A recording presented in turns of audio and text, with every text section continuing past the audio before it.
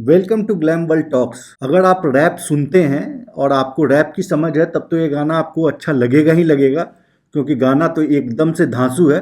लेकिन अगर आपको रैप की समझ नहीं है, आप रैप सुनना नहीं पसंद करते, फिर भी अगर आप गाने के सिर्फ लाइंस को अगर आप पढ़ेंगे, क्योंकि म्यूजिक वीडियो में नीचे लिरिक्स भी लिखा हुआ है गाने का, तो भी आपको पढ़ के भी मजा आ जाएगा कि क्या जबरदस्त पेन वर्क है और इतने बेहतरीन साइफर्स का रेफरेंसेस का इस्तेमाल किया गया है।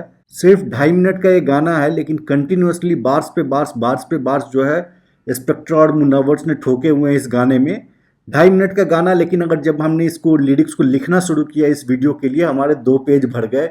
इतने ज़्यादा इसके अंदर में पेन वर्क किया गया है इस गाने में। अगर बचपन में आपने हिंदी पढ़ा होगा तो हमारे हिंदी में क्वेश्चंस आते थे, सब प्रसंग व्याख्या करें, जहाँ पर कि पोएम्स के कुछ लाइंस होते थे और उसकी जो है प्रसंग बताते हुए आपको व्याख्या करनी होती थी।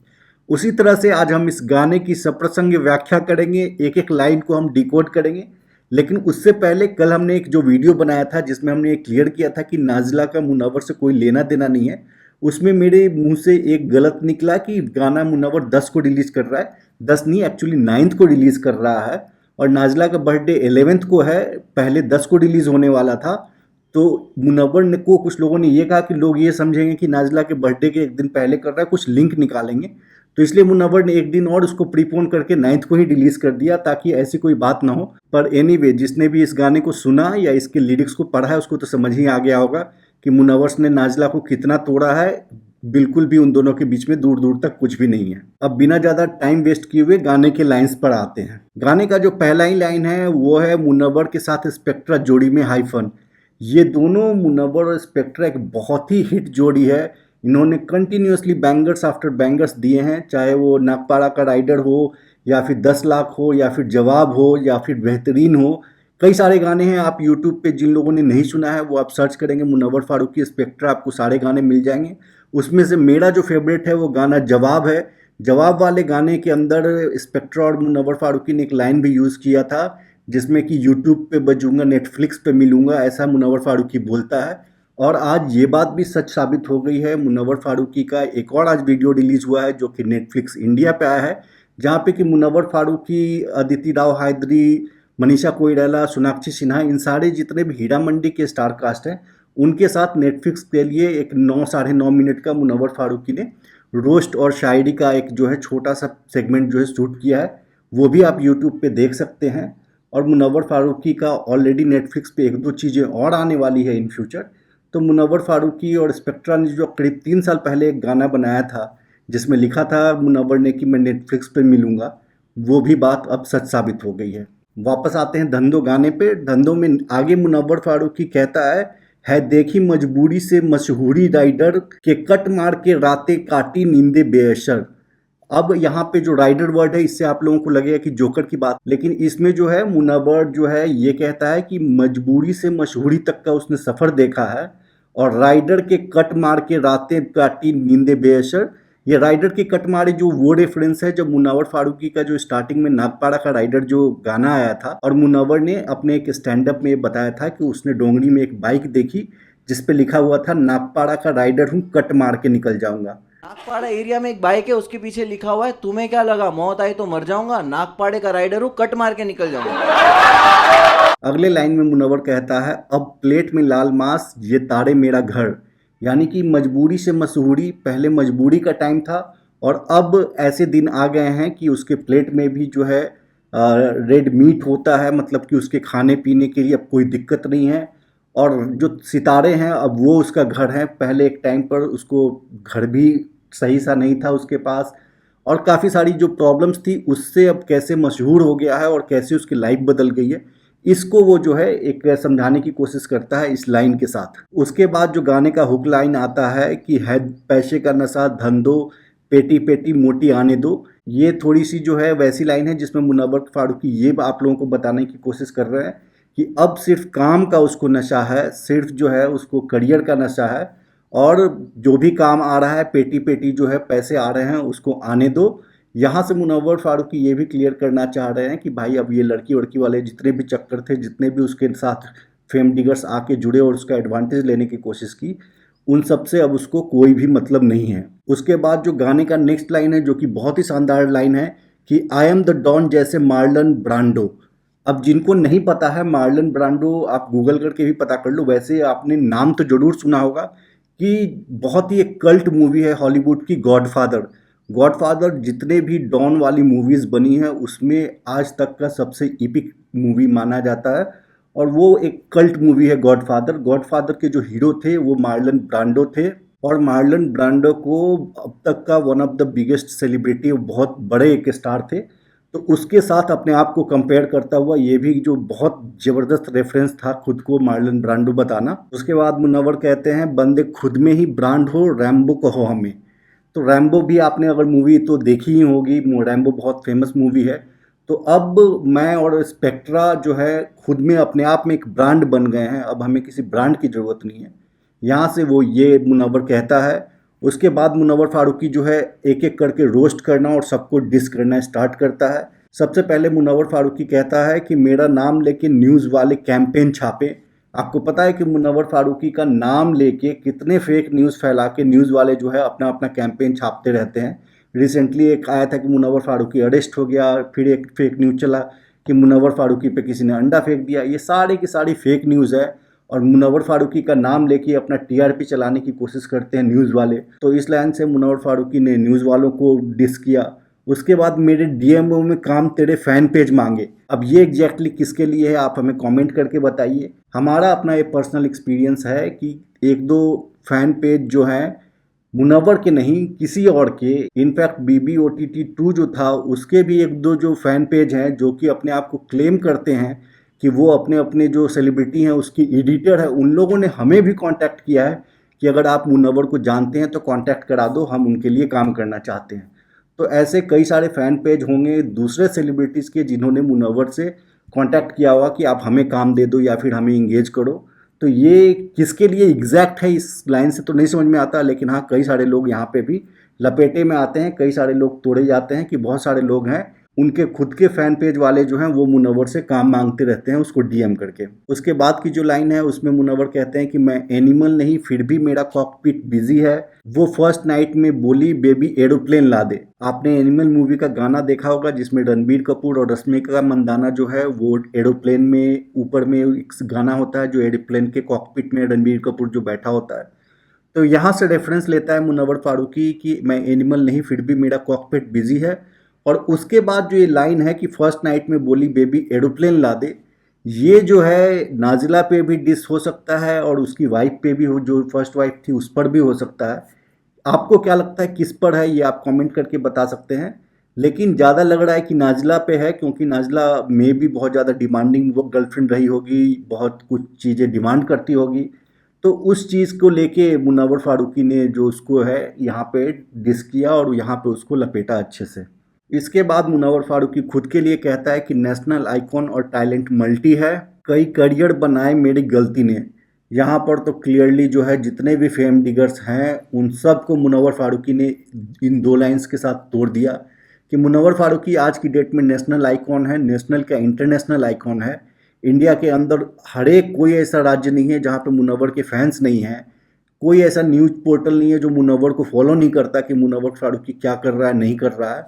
और इंडिया के बाहर भी जितने इंडियंस हैं और जो लोग भी हिंदी समझते हैं या फिर इस आर्ट फॉर्म को स्टैंड अप को फॉलो करते हैं, सारे के सारे लोग मुनव्वर को आइकॉन अपना मानते हैं, मुनव्वर को पसंद करते हैं। तो मुनव्वर फारूकी आज की डेट में नेशनल आइकॉन है, इस कहने में कोई हर्ज नहीं है, बिल्कुल सही बात है। और दूसरी बात जो मुनव्वर फारूकी ने कही कि कई करियर बनाए मेरे गलती ने, तो मुनव्वर फारूकी से ये गलती हुई कि उसने गलत लोगों को हमेशा ट्रस्ट किया, चाहे वो नाजिला हो, चाहे वो फेम डिगर हो, चाहे वो लॉकअप के समय में अंजलि हो, जिसको कि वहाँ पे मुनव्वर फारूकी ने जिन जिन लोगों ने ट्रस्ट किया, ये ट्रस्ट करने की गलती मुनव्वर फारूकी से हुई, पर उसके कारण भी इन सभी लोगों की करियर बन गई।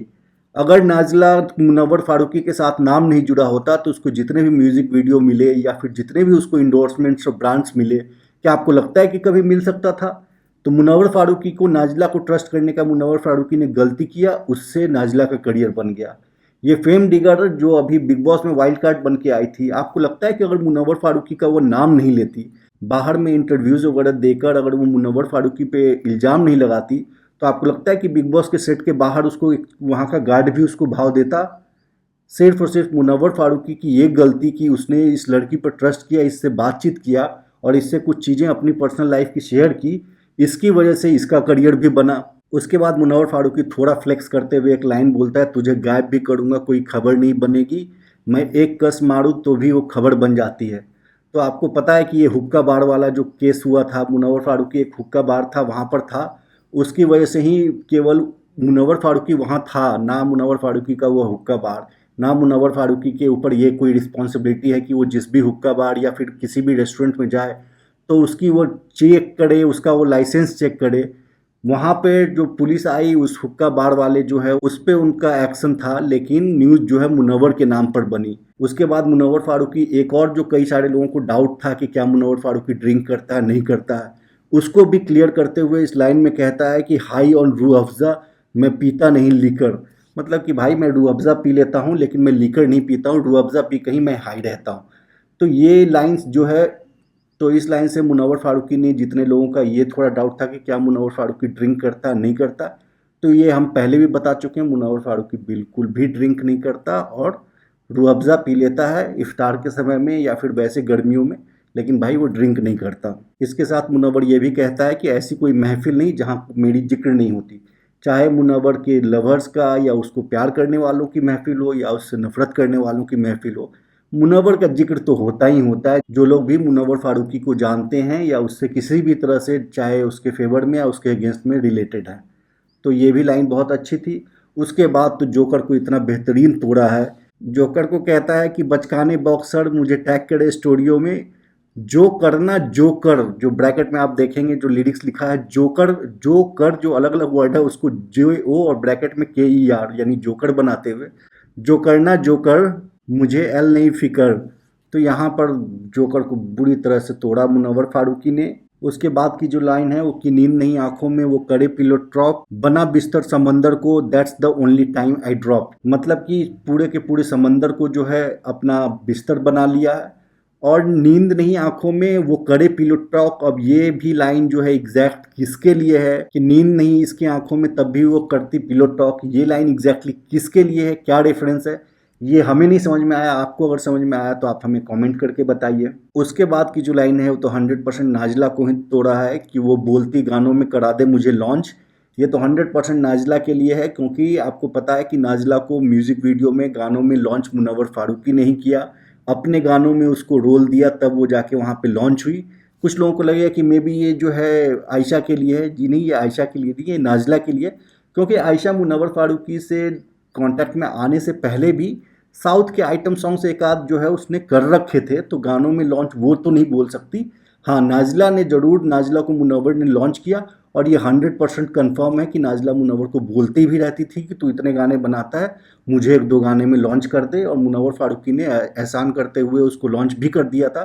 तो यहाँ से मुनव्वर फारूकी ने नाजिला को ज़बरदस्त तोड़ा, और जिन लोगों को लग रहा था कि मुनव्वर फारूकी का नाजिला का कोई पैचअप का कोई सीन है, कोई भी सीन नहीं है, और आपको इस लाइन से भी पूरे अच्छे से समझ में आ गया होगा। उसके बाद जो मुनव्वर फारूकी का लास्ट लाइन आता है कि जूनागढ़ से बजेगा गाना सिलेक्ट सिटी वॉक।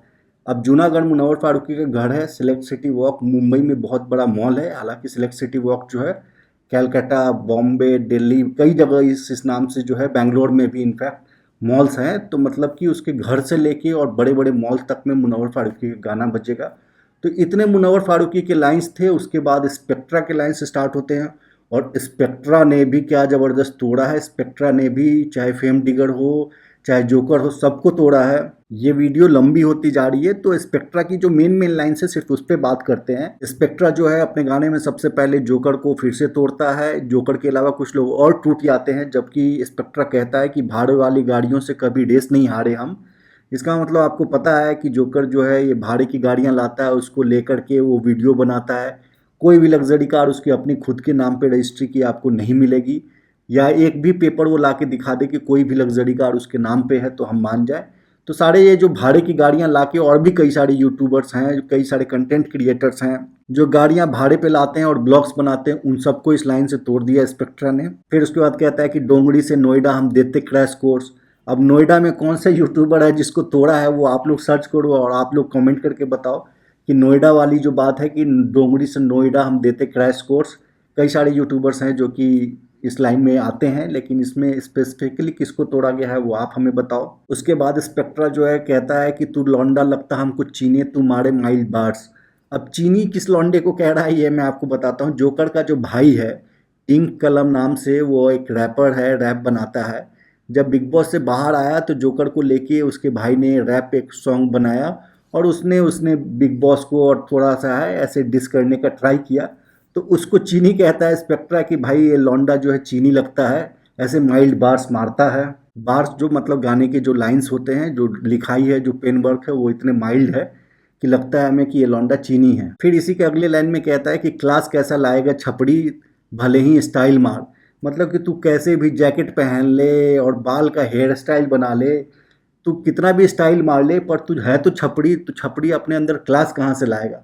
और ये बात बिल्कुल सही है। मुंह खोलते ही आपको पता चल जाता है न हिंदी बोलना आता, न इंग्लिश बोलना आता, आईक्यू नाम की कोई चीज़ नहीं है, तो क्लास नाम की तो कोई चीज़ नहीं है। आप भले ही महंगे महंगे जैकेट खरीद लो या फिर हेयर स्टाइल आप बना लो जो भी, लेकिन कोई भी छपड़ी तो छपड़ी रहेगा, क्लास कहाँ से लाएगा। ये भी बहुत ही तगड़ा लाइन था जो स्पेक्ट्रा ने लिखा। उसके बाद जो सबसे ब्रूटल जो तोड़ा स्पेक्ट्रा ने, वो आयशा को, जो फेमडिगर है उसको तोड़ा। उसमें स्पेक्ट्रा लिखता है कि बहन 4 दिन की चांदनी, 4 दिन की हाइप, हमें क्या गेम सिखाएंगी वाइल्ड कार्ड्स। आपको पता है कि आयशा वाइल्ड कार्ड बन के बिग बॉस के अंदर में आई थी। मुनव्वर ने पहले ही तोड़ दिया था उसको कि हाँ मेरे कुछ गलतियों के कारण कुछ लोगों का करियर बन गया। तो इस पे जो है स्पेक्ट्रा बोलता है कि बहन तेरी 4 दिन की चांदनी है, 4 दिन की हाइप है, और तू जो है कोई वाइल्ड कार्ड हमें गेम क्या सिखाएगा। तो यहाँ पे बहुत ही ब्रूटल जो है स्पेक्ट्रा जो है फेमडिगर को तोड़ता है इस लाइन के साथ। उसके बाद जो है इस पूरे रैप का जो है स्पेक्ट्रा का सबसे अच्छे लाइंस आते हैं, जिसमें वो बोलता है कि बंदे self made, well paid, wealth gain, कल के लौंडे नहीं कल के। अब इसमें क्या कल का लौंडा करके एक जो यूट्यूबर है उसको तोड़ा गया, वो आप सोचो। इसके बाद इंड करते हुए, जो अपने लाइंस का इंड करते हुए स्पेक्ट्रा ने फिर से कुछ बहुत ही खूबसूरत लाइनें लिखी, जिसमें उसने लिखा 3 साल पहले मुंबई के सड़कों पे वाईएस, वाईएस मतलब यंग स्टनर्स, सुनते हम दोनों साइफर्स, बनाएंगे हम दोनों फाइनेस्ट। साइफर्स का मतलब जो कोडेड मैसेज होता है, जो कि बहुत डीप चीज़ें होती हैं, कोडेड जो चीज़ें होती है वो साइफर्स बोलते हैं उसको, साइफर को डिकोड किया जाता है। पेन बना दी हमने पायलट, रैप सीन के टावर पे ये फर्स्ट कॉपी लॉन्डे। यहाँ से बहुत ही कनिंगली जो मुनव्वर का फर्स्ट कॉपी आने वाला है सीरीज़, उसको भी इस्तेमाल कर लिया गया। और इसके साथ ही ये ज़बरदस्त गाना ख़त्म होता है और गाने के एंड में एक और बहुत सरप्राइज रिवील होता है कि मुनव्वर फारूकी जो धंधो उसका स्टैंड अप का सेट है, इसका इंटरनेशनल टूर कमिंग सून ये लिखा हुआ आता है।